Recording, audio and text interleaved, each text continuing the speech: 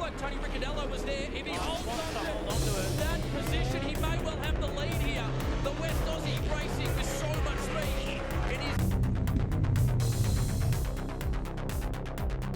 the curve of no, he's hit the wall.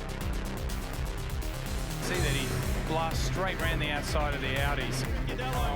This is exactly what we saw Caruso do yesterday, but it's got away from Ricciardello. Get everybody around here, Sports Sedan TV, episode 3 of the podcast / YouTube podcasty thing. So just going to try and bring you regular updates as I can on what's happening in Sports Sedans, because there's not a lot of information online, I suppose. This year I am at the moment just doing socials for New South Wales. Still talking to nationals, and Victorian Sports Sedans handle it themselves. But I'm in contact with Victoria, Queensland, a little bit with WA, not so much with South Australia. I would love to get some more information from them. But we'll have a look and see what they've got up on their page. So going to keep this kind of like relaxed and light. Hopefully give you guys some information and see what's happening with Sports Sedans. I should say I'm very, very biased towards Sports Sedans. And that can come across a little bit maybe rude or something like that. I understand that, but just passionate about Sports Sedans, love them. I think they're the coolest cars in Australia. I think they're one of the coolest categories in the world, and very undervalued. And considering usually these teams run these cars by themselves, it's pretty amazing how well they do. So I think what we'll look at first is what's happening this weekend. So Victorian Sports Sedans are running, and also the combined sedans. Now we'll start with the combined sedans. I'm a little bit iffy on this because it's not Sports Sedans. It's basically like a TT category that runs at Bathurst. And I don't know, it can kind of show things for not what they are, which will bring us on to another thing we're going to talk about, and that is Brad Sheriff's Skyline, which is not running this year. So they have a pretty good field. It's run by Steve Lacey and sponsored by Duggan Family Hotels. So Mark Duggan races the VB Aston Martin. Super cool car, really nice bloke, really nice family. I've done work for them and have spent time drinking beer with them. And down-to-earth Aussie crew. So super cool that they're supporting this race meeting. There's a fair few Sports Sedans running, so I'm just going to look over here. I've got my, I'll bring it over here. We'll have a look and see who's running from Sports Sedans. So I suppose the first one to notice is Jeffrey Taunton is running in one of the new Mark Sports Sedans. So these are a car built basically to order. You put your deposit down or whatever. I don't know the full details, but you order it and you get a legal 3D Sports Sedan. They run a 6-litre LS. I think they're around about $350,000. I'd have to double check on that, but they're sort of in that sort of price range. And I suppose for someone that has a bit of coin that would like to get into Sports Sedans and not take 5-10 years to build a car, they're a great option. Based off a Mustang body, obviously Sports Sedan must be a body that is a production car, so a Mustang is. So there's a couple of those running. Steve Lacey is also running one this weekend. He usually runs the yellow Camaro, but that car has been retired. It's up for sale. So he's now got this new car. I don't know if he's bought it or leased it, whatever. It's super cool.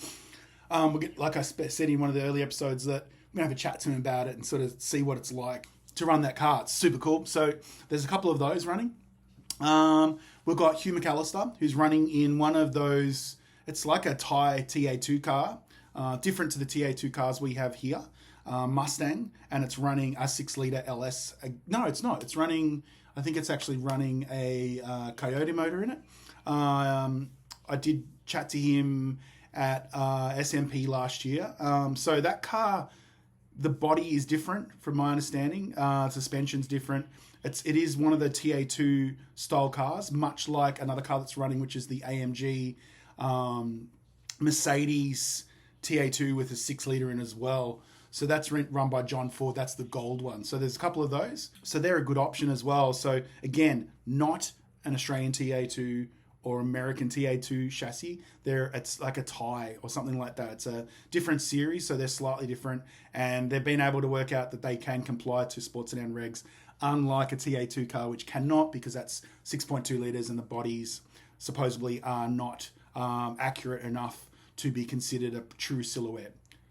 Who else is running that's running a space frame? We've got Gavin Taylor, who's running the VS Commodore, a super cool, I would say an old school sports sedan. So that'll be super great to see. Gav's done a few events up in Queensland. He's been testing the car, getting up to speed with it, and I know he's very excited to be running at Bathurst. Obviously, Mark Duggan is running the VB Aston Martin. He has a new team behind him this year. Just trying to find out some more details. But some of the old crew are still there. They've also got a new group helping run that car. Then we have some more Mark cars. So there's there's Tony Groves, who's Victorian Sports Sedan champion, not last year, but I think the 2 years before that. He's won that. He's taken a bit of a time off. I know he's been traveling and enjoying life, but he's gone up to the mountains, so that should be pretty good. He's a pretty good steerer. Doesn't mess around. So Tony Groves will be up there. It's one of the Mark 1 cars, which can be quite easily turned into a sports sedan, just with some minor changes. We've also got Nick Mantikos, who's running one of the Mark 2 Mustangs. These cars originally were not built for sports sedans, but once you disable the ABS and I think cover up some holes, you can run them. So he's running as well, so that will be good to see. Stewie Eustace, Disco Stew, who has a few cars down here in Victoria. He has one of the Nissan Altimas, and he also has a pretty cool Commodore, which is getting one of those Nissan V8s put in it as well. So he'll be running his Mark 1 Mazda 3 also. Scotty Cameron will be up. He's running in the VS Commodore, sponsored by Duggan Family Hotels and also Roderick Constructions. Don't know who they are, but hello, good work, guys. So they'll be running that. They had problems last year with engines.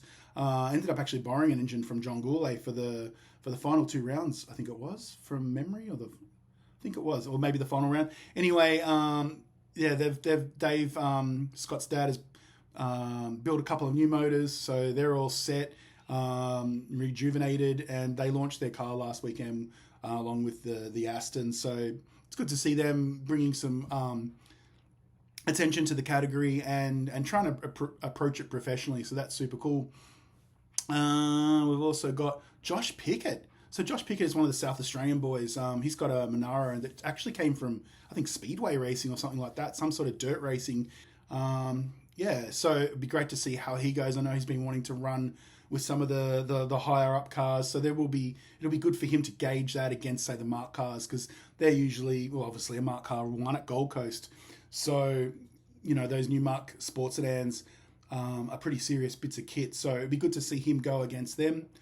Paul Bochette in the red Corvette. So it's a TA1 Corvette with a Dodge. Yes, one of my boys. So Paul's a good steerer, but doesn't seem to have much luck. He damaged a gearbox at SMP last year, and then at Bathurst just didn't have a good run either. But the guy can steer. He sometimes plays around in Super 3. I think that's right. And he's got an ex supercar.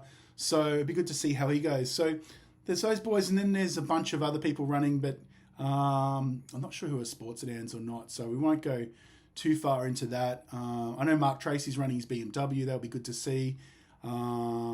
He's quite well known in the TT circles.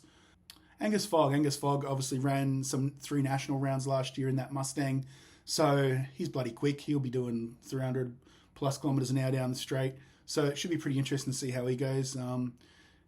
And obviously, shout out to Anthony Sane as well, who's running in a Chev RX-7 floor pan sports sedan. So that car's pretty basic compared to the high-end, say, Mark cars. We're talking about Mark cars a lot, aren't we? It's like an advertisement for them, isn't it? But it's not.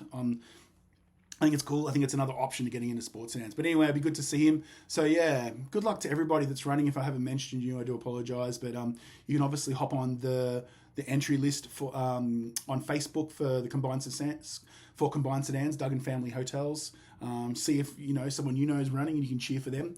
Now, I was looking, I did have a look on their Facebook, and it says that if you can't make it to the mountain, that the races 1 and 2 will be on the Bathurst 12-hour website and on their social media, while race 3 will be on Foxtel KO and possibly on one of the Channel 7 Pluses or 7 Mates or whatnot.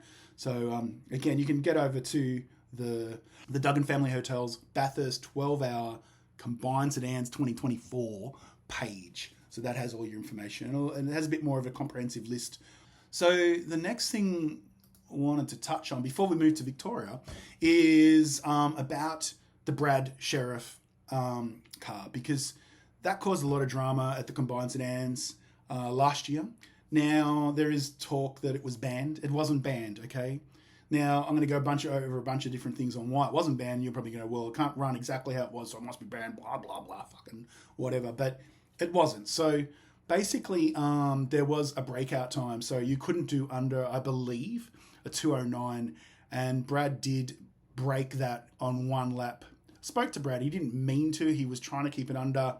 And he didn't break it by very much, from what I understand. So to give some sort of understanding of that, so just say he did a high 208, I think he did, or something like that, or whatever he did it.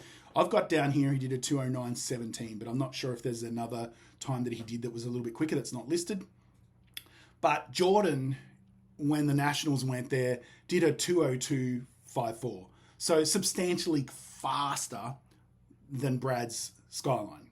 Now, this is not a go at Brad's car or anything like that, but why would you ban a car that is, you know, like, what's that, 7 seconds slower over a lap when a front-running national car does a 202? And talking to Jordan, they'll go faster. They believe they'll get under 2 minutes at some point, but obviously it's getting a clean lap, having the tyres in the right window, having the right conditions. You know, sports sedans are fairly fickle creatures on the edge. Jordan also had, they didn't quite get the gear ratio set up properly. They also had the spare motor in, which was down on power. So keep that in mind. Jordan, they will go faster.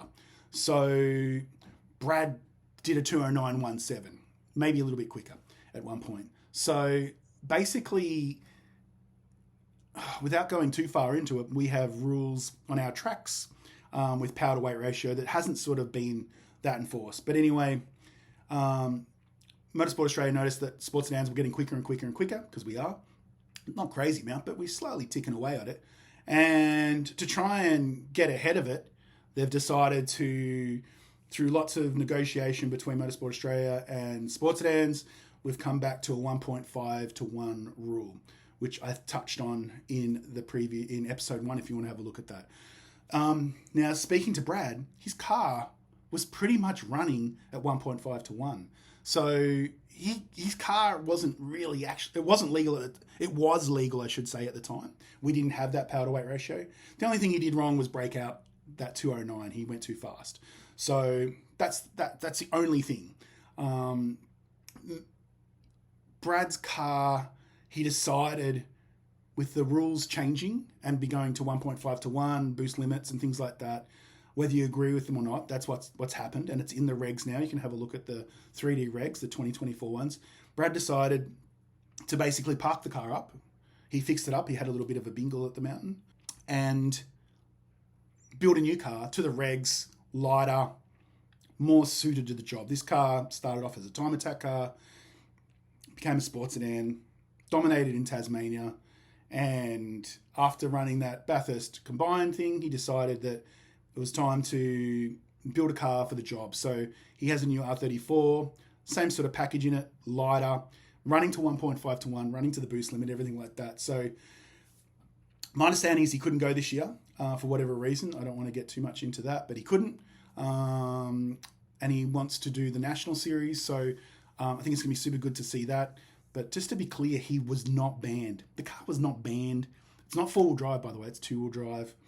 It's a very, very extensively and high-end car. It's not a car you buy off marketplace. You know, this car's serious. It's got a serious motor. He builds them. He knows what he's doing. He claims it's just for going to the milk bar, but it's not. It's a serious car. So anyway, not banned. He's not running this year, but it should be still good fun to watch. So check it all out. So next up we have the Victorian Sports Sedans. They're running this weekend at Sandown for round 1 of the Victorian State Race Series. They're saying 19 entries, but we counted 22. Had a bit of a discussion with the old man this morning. So we're unsure. We're going to have let's go 20. We're going to have about 20 cars entered, so that's a fantastic thing. Now, this weekend, usually opening round, we've been running with Vic V8s, but Vic V8s have a big field of like 20-odd cars, and so do we, so they didn't put us together.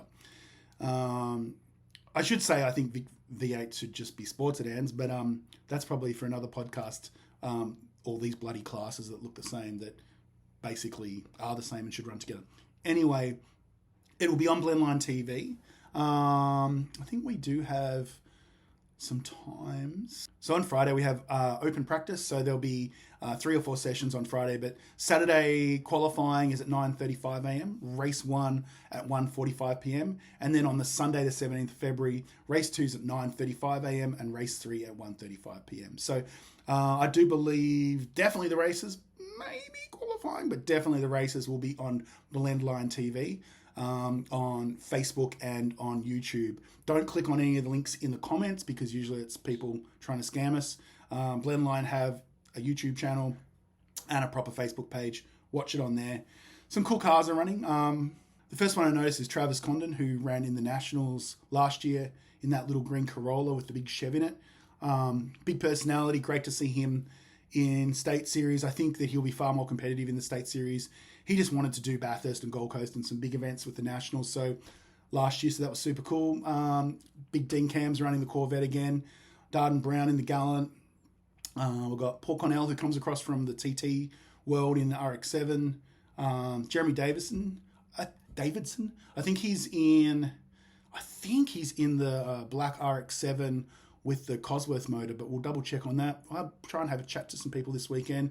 Brett Dickey's back, who's been doing a lot of Time Attack in America and also Pikes Peak in the Prelude, turbocharged Prelude. Got a few Commodores running, Graham Gillam in RX-7.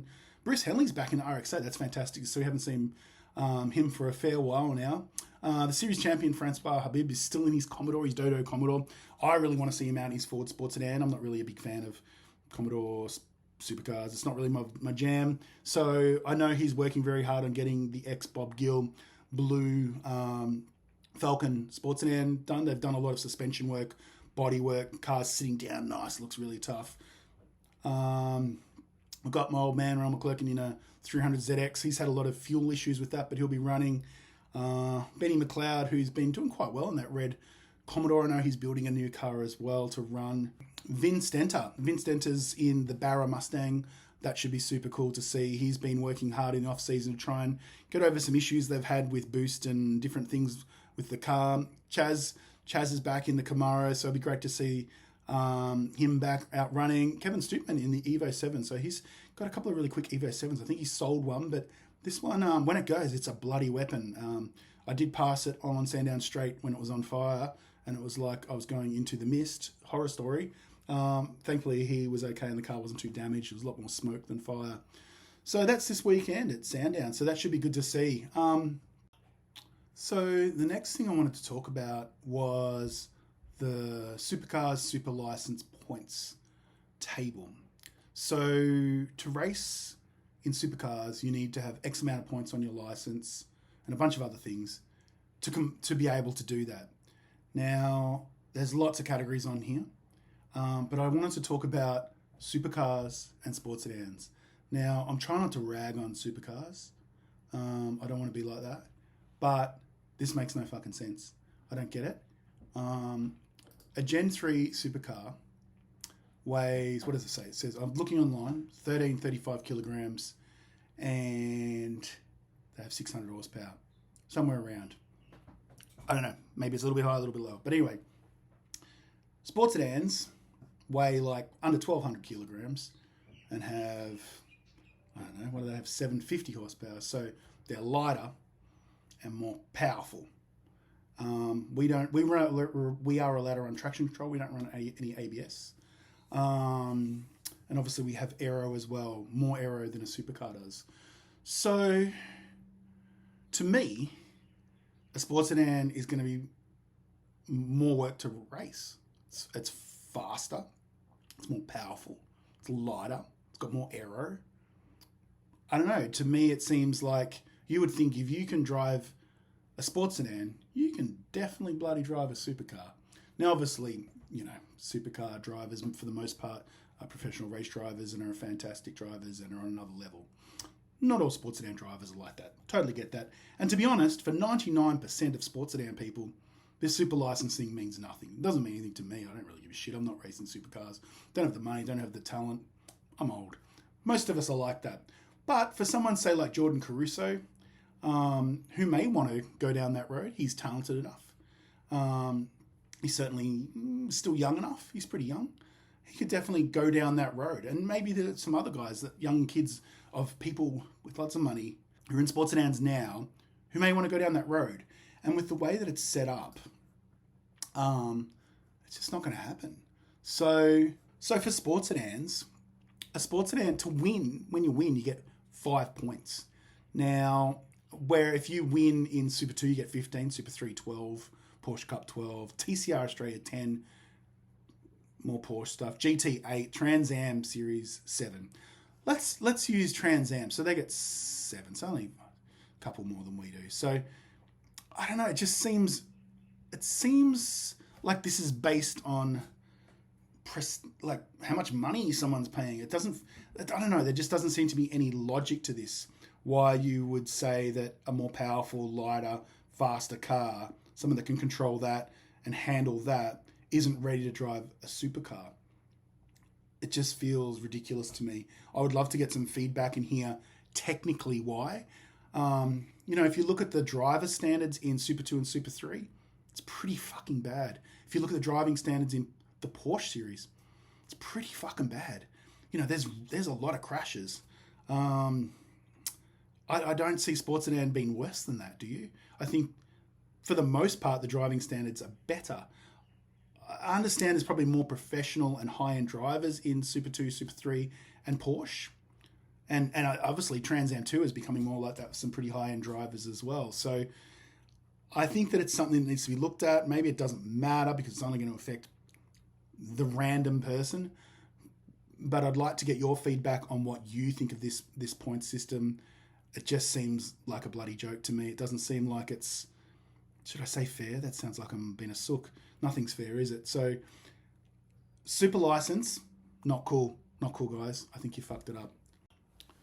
So what's happening in the future? What have we got coming up this year? So I suppose after this weekend, the next big thing really is round 1 at Simmons Plains for the Nationals. Now, what I'm hearing is we've got 12 mainland entrants going across on the boat, and 7 locals. So Brad's running in the Blue Skyline. That's 95% confirmed.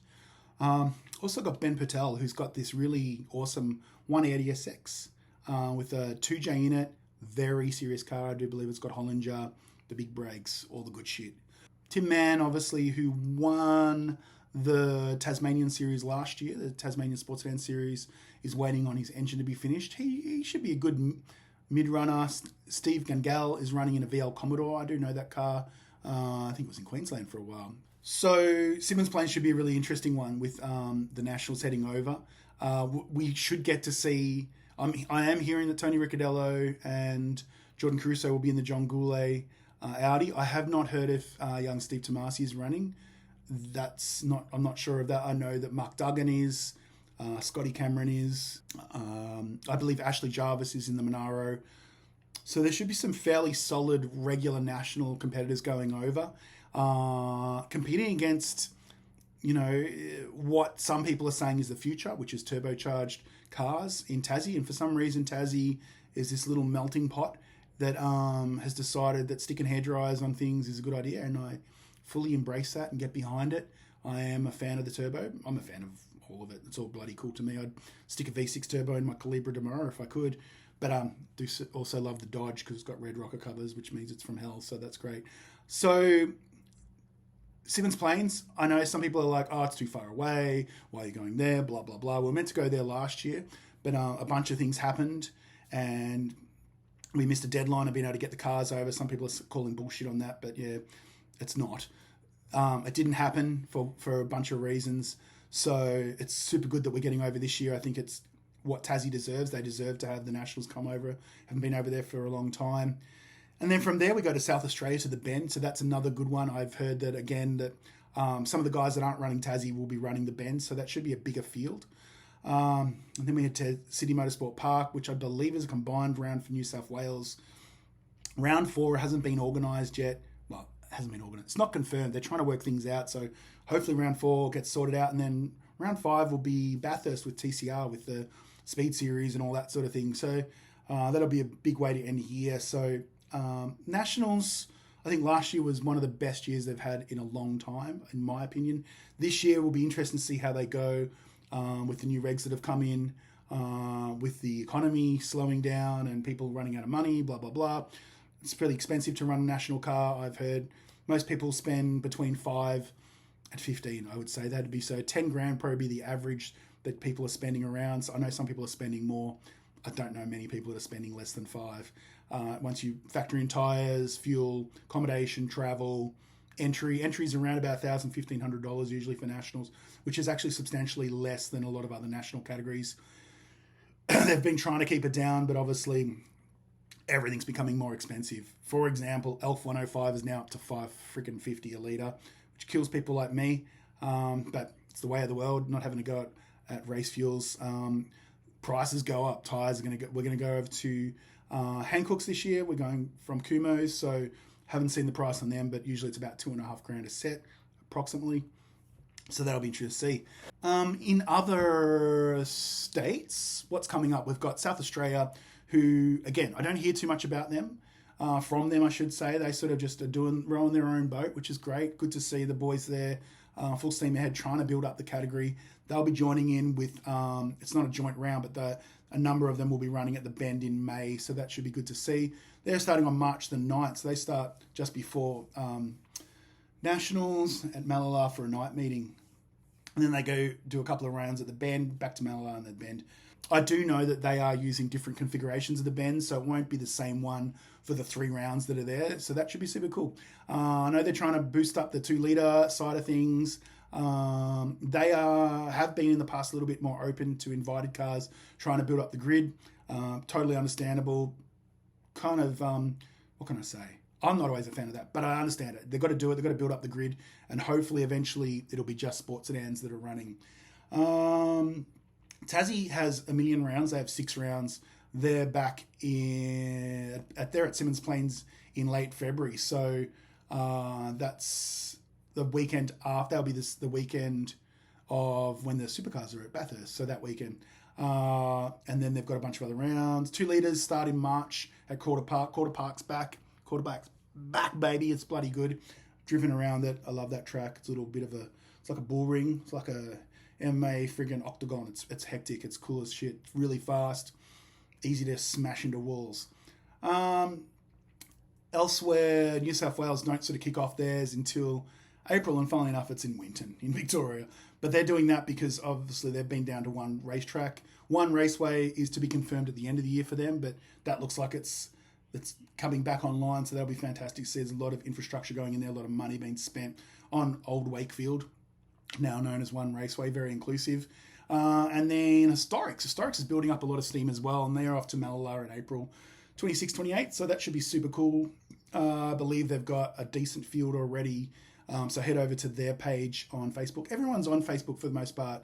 Nationals has a Facebook page, Victoria does, New South Wales does, 2 litres do.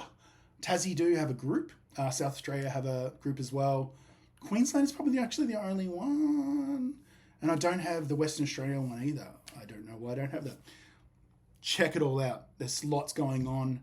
And if you want to get involved, you can message me and I can put you in contact with the correct people if you like, or otherwise try and message the club in your state directly, and they should enthusiastically help you out. Finally, I wanted to talk about some of the new cars that are coming out or being built at the moment.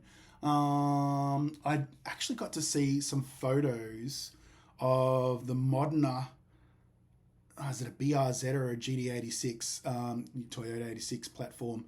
It's that body shape. Anyway, it's a full space frame car, very serious build. It's been going for a few years now, running a LS.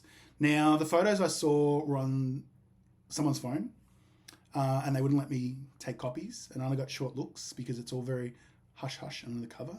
Probably shouldn't have been talking about it, but I'm not really giving anything away. Most people know that they're building a car. I wish I had more information. From the photos, it's super high-end. They're not building it to have a run around the back and have beers at the end of the day. They're building it to try and win. So I'm assuming they would, being based in Victoria, start running some Victorian rounds and then go to nationals, but they may just go straight to nationals.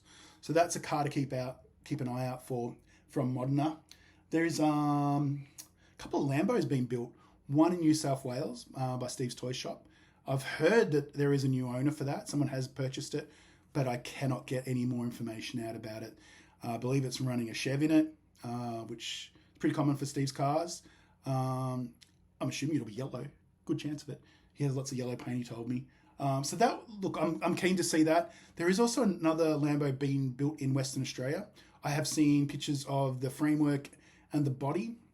And the guy building it, again, doesn't want to share much information. He's tossing up between, I think, turbocharged V6 and V8. So he's been keeping an eye on the rules. Now that they're sort of more solidified, I would assume he will make his choice. I'll try and get some information. Eventually, I'll get a photo that I can show you guys. The Ferraris. So no more information on Tony Ricciardello's Ferrari. There is also another Ferrari being built in New South Wales, which I've seen pictures of the bodywork and I've heard the chassis, there's some issues with that. It's getting redesigned or something. So a couple of Ferraris would be cool. Obviously, all these cars have the engines moved to the front. They don't have the engines in the back. We can't do that. So these are space frame, fiberglass or carbon fiber bodied sports sedans. And no, sports sedans don't have to be a four-door sedan. I know some of you don't like that, but stiff shit. I think it's super cool, different body shapes. I personally don't want to just see sedans driving around. It's boring as shit. I think exotic-looking cars look good. And brings me to the last one, which has been built by Bespoke Motors in Melbourne by the Roddies. Now, this car was very close to being finished, and there was a fire, and it destroyed the body that they'd built for it. It is a Jaguar. Now, I'm just looking at the information here. It is an XKRS. It just looks like an Aston-y style Jaguar. I'm sure someone will tell me exactly what model it is. Now, it's running a 6-litre IMSA V12. Group C, TWR. I'm just looking at the information on their Instagram. They are on Instagram, Bespoke Motors. I know that we have to run a production-based block.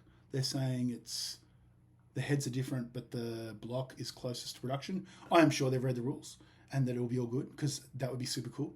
At the moment, it's in carbon fiber, and they're saying it's going to stay in carbon fiber, which some people have yawned about, but personally, I think that's badass. I like the Formula Ones in carbon. They look sick. Black cars rule. What can I say? Carbon fiber is basically black. It's grey. It looks sick. So there's a bunch of other cars being built as well, but they're ones that I've noticed lately. I know that Nick Smith's building a new RX-7 with some straight 6 turbo motory thing. I won't say what type because I'm not sure if that's public knowledge yet. Who else is building cars? I know Stewie Eustace is building a Commodore. There's a bunch with a Nissan motor in it. So I think we'll wind it up for today. Crossed most things, covered most things. Still waiting on Motorsport Australia to come back with any information on the seats and fuel tank rules, which may be changing with sports sedans. You've all seen the power to weight and complained about it and argued about it online, but that's what it is. Yes, you have to do it. Yes, you have to have a limiter. Don't matter if you've got a stock ECU. Doesn't matter if it's a waste of money. It's car racing. Everything's a bloody waste of money. So, thanks for listening. Let me know what you want to know about. I will try and find out. At this point, I'm not going to Tassie for nationals, but we'll see what happens. That could change 5 minutes before the race starts. Sports Sedan TV. Check it out on Facebook. Check it out on Instagram. Like, subscribe, all that bullshit. Cheers, everybody.